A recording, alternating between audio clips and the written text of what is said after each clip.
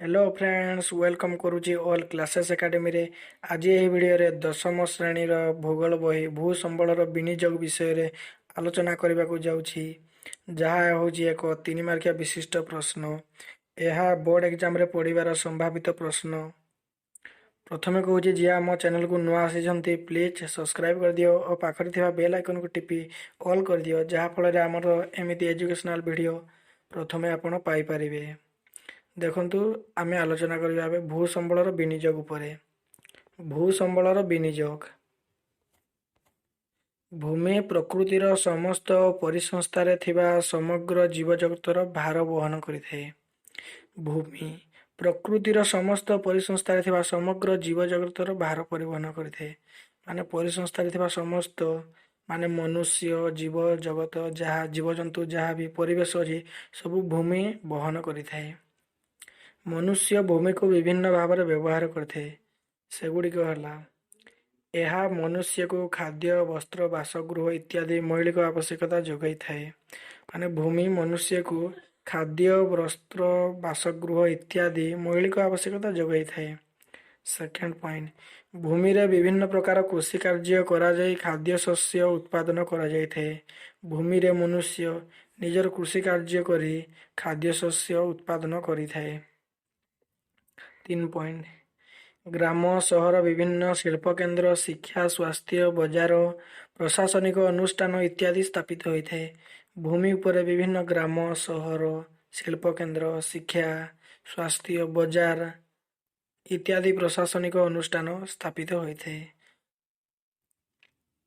आमर सबू school college ग्राम सहर सबू यही भूमि पर स्थापित होता है।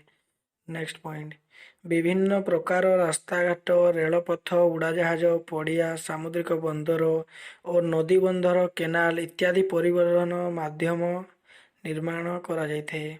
संवाद संचालन केन्द्र मध्य स्थापित होता है। भूमि उपर विभिन्न रास्ताघाट रेलपथ उड़ाजाहाज पड़िया सामुद्रिक बंदर मध्य तैयारी करा जायथाए। संवाद संचालन केन्द्र मध्य स्थापित होता है सही भूमि उपरे। 5 नंबर पॉइंट, भूमिर उपरी भागरु और अभ्यंतररु विभिन्न प्रकार खनिज द्रव्य उत्तोलन करी कंचामाल भाव में शिल्प केन्द्र मानक जोगाई दिया जाए। माने भूमिर उपरी भागरु भी विभिन्न कंचामाल गुड़िक पाई थांती।